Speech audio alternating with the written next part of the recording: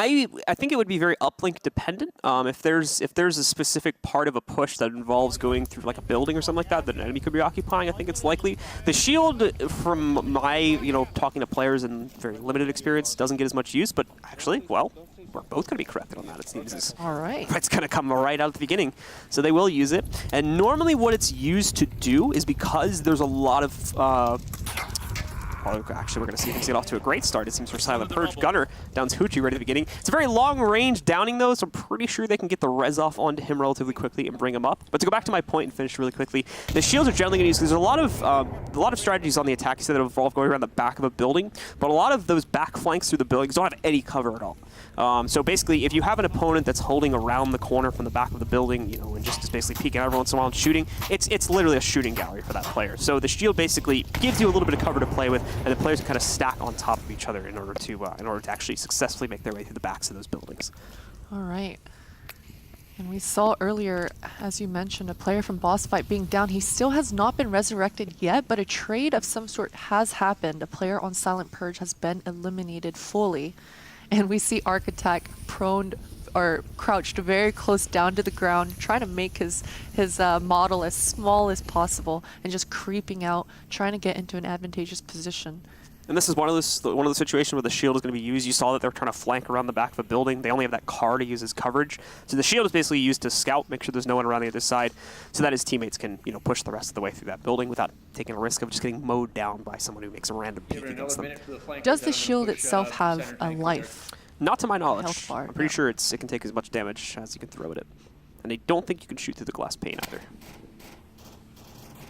Well, it looks like it's down to a 4 versus 4 scenario. We're still waiting to see if that player on Bossfight is able to actually get resurrected or not, or revived rather.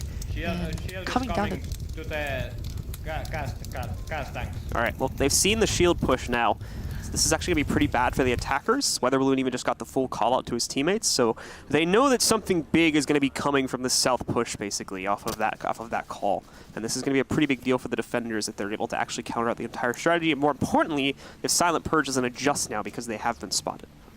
Just trying to listen to that player's comms. I find it really interesting to hear these players and see what their comms are like. I find that the communication across a lot of the games is similar in some way, but very different if you listen to the details of how they approach each of these rounds. And so listening to those communications is pretty exciting. It's also just different for a cast in general here to actually get to listen to players mid-round. Yeah. Normally, at least from where we come from, we normally don't get that.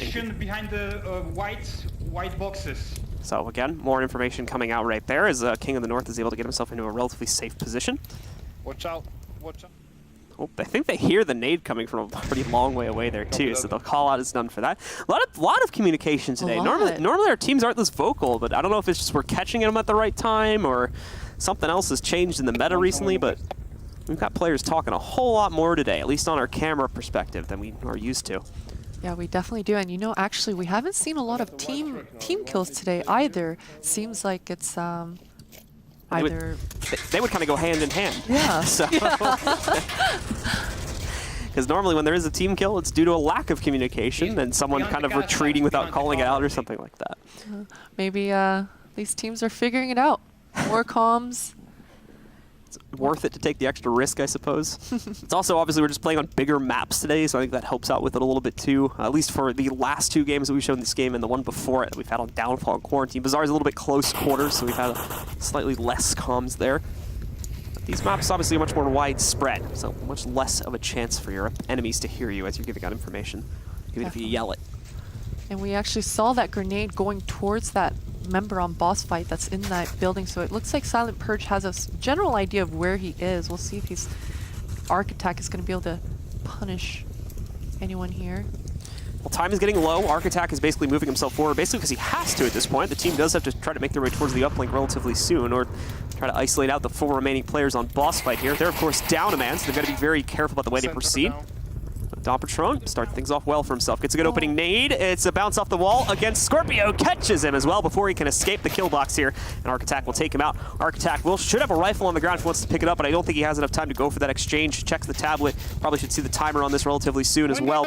And meanwhile, Scooby-Doo is going to be able to pick up 1 kill on his own, finds Don Patron. We've got panic calls coming out here from Scooby-Doo himself, trying to get all the teams to fall back. They know they're being pushed on here over these next few moments. Lego in the meanwhile is able to find 1, and we do see Arc Attack. I guess he can shoot through the glass pane there, as Lego does get taken out, or Lego does take out Arc Attack at the end of the round, and as such, we see Bossfight picking up the first point and the first round to go along with it. Wow, we saw at the end there such a advantageous position there for a member on Bossfight. He was in the high ground at the roof of that building, and he wasn't actually the player that got those kills. It was Lego. However, he was popping shots off and creating such a distraction that the enemy team had to respect it, had to look up and look his way, and right then Lego comes in and gets an easy 2-piece. And more importantly, was able to give out a lot more communication from that position too, which is a point we've been harking on quite a bit today, because like I said, it's not this often, even in the midst of those gunfights too. Even going back to Bazaar, we've seen this player just yelling things out. It's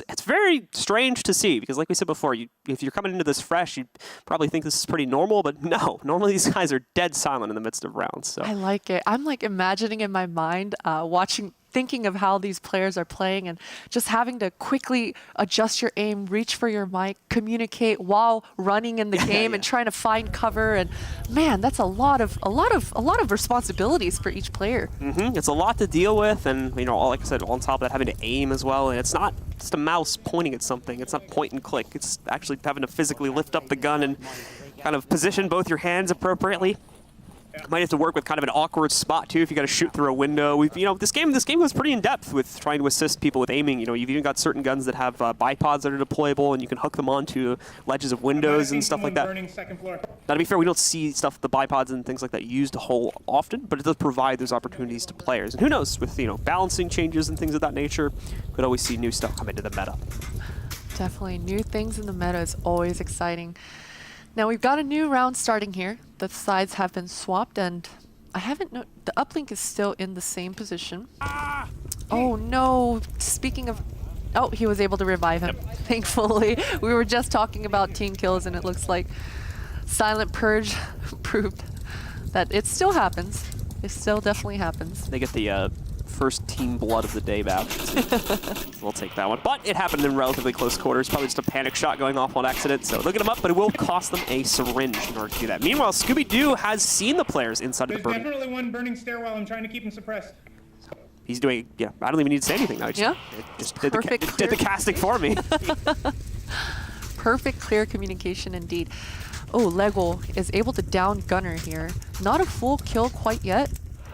And I like that he's actually proned out in the middle of the street and just has his iPad out right in front of him. Multi game in the meanwhile. Oh, some great timing, but no, he's actually taken out by Lego. Nicely done. Saves his teammate with the shield, I believe. Keeps him strong quarters. At least that would appear to be the case. Meanwhile, Weather Balloon. Oh, a knife? What? Somebody got very close, it seems, and is able to take out 2 ult for the game with a knife. He might have already been down, though, so it might have just been a finishing kill that we saw working out there. But regardless, works out to take another player out. Bossfight remaining. Something went wrong. He's not happy. Don't think that push was supposed to happen. I'm pretty sure that was the frustrate. Yeah, because he's falling back now. I think we lost one guy in southwest. He did. Well, it's down to a 5 versus 3 scenario here with 2.5 minutes remaining on the clock. We're going to have to see if Bossfight are going to be able to close this round out. They are in a huge advantage here. Now again, we talked about this on, we saw this a little bit back in our last map, but what Arc Attack is doing right now, if you're wondering why he's kind of just waving his tablet in the air, it's a distraction. It's to try and bait out shots from your opponents, try to get them to think it's actually your head, and try to play off of sound cues when they shoot at it, basically. I want to see someone shoot at it.